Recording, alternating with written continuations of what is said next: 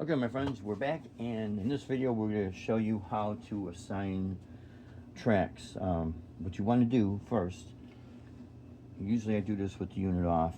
I plug in what sources I'm going to record. In this case, I got a drum pattern recorded into my Boss RC5 loop station.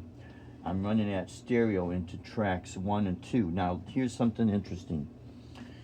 They are labeled on the faders as track 1, 2, 3, 4, 5, 6, 7, 8, and then 9, 10 is its own track, 11, 12, 13, 14, 15, 16, and so far. So on, go on to the stereo tracks all the way up to the last track, which is 31/32.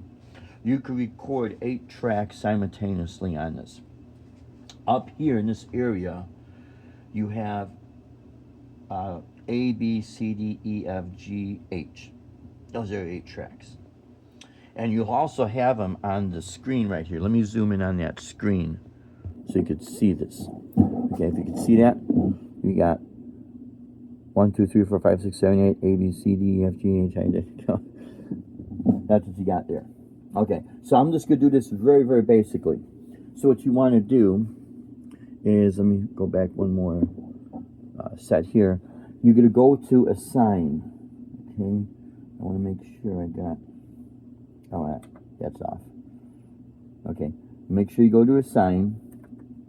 Now, here I already did this. So, what you do is you assign to each track. Now, you could turn the jog wheel. I've seen this on a guy doing this on a video. Well, no, that'll do. That'll turn whatever you got on B. It'll route to track A. I don't want to do that. So, left side of the drums is going to be on A. Right side on the drums is going to be B. And you have it as you are clicking these knobs, these other knobs up here light up. Then I got guitar left on C and guitar right on D. So normally what I do is, I could go back to A, it won't matter. Now they're already assigned. What I normally do is when I record, since I lay down drum tracks and guitar tracks at the same time, I'll record drums and rhythm guitar. So that's what I'm going to do. So after I have that set, then I come over here to the home page. Now, what I'm going to do is these record buttons, I'm going to hit them so they light up. So we have track 1 is lit up. You can see that. Yeah, you can see that. Track 2 is lit up. Now both tracks 1 and 2 are lit up because that's what I want. And tracks 3 and 4 should be lit up. Yep, that's what I want.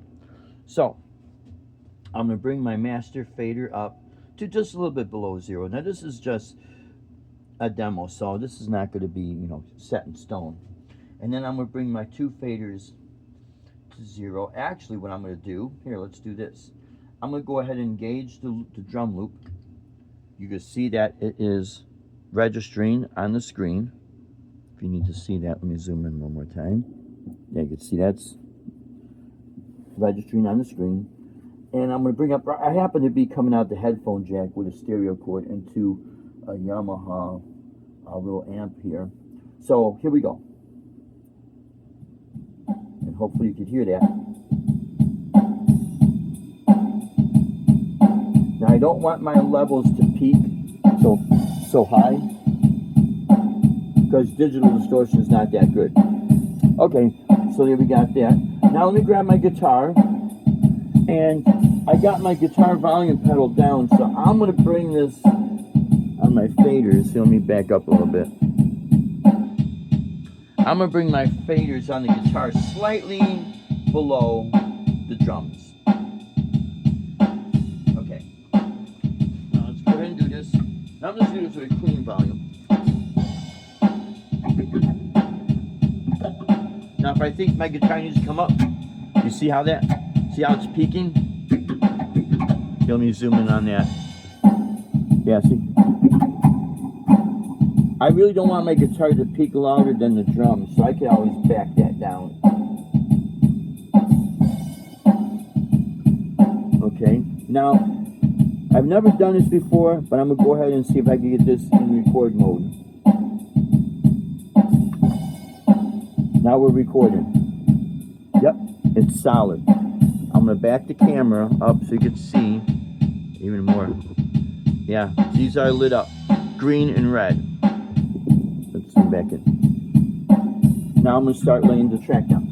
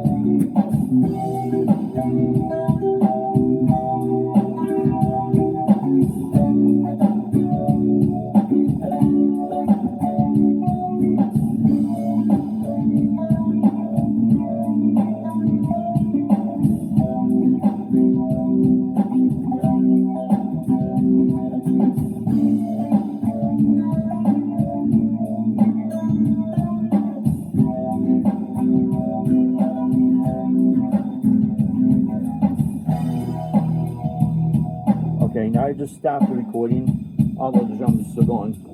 Okay, now we're going to do a playback. So, looks like I recorded, what, about 1 minute and 36 seconds. Okay, so here's something interesting. Let's go back here. Oh, wait a minute. I might have to do this again, too. Okay. So right here, if you press your stop and rewind button at the same time, it'll automatically go to 0. Nice feature, right? Okay, so now let's go ahead and do the playback.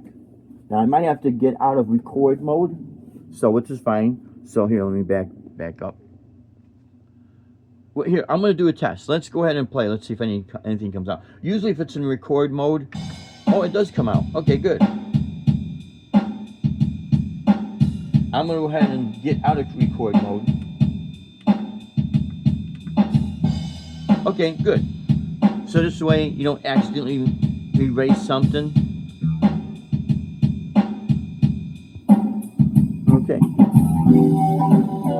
If I think my guitar is too loud, which I do, just bring my faders down.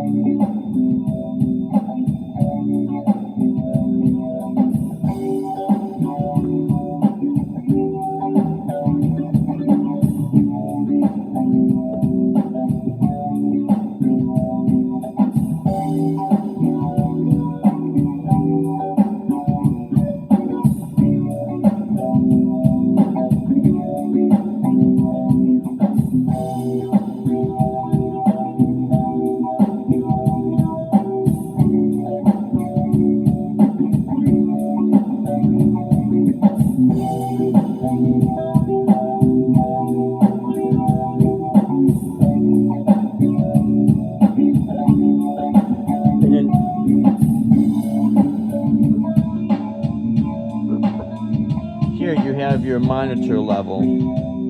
That's your master monitor level.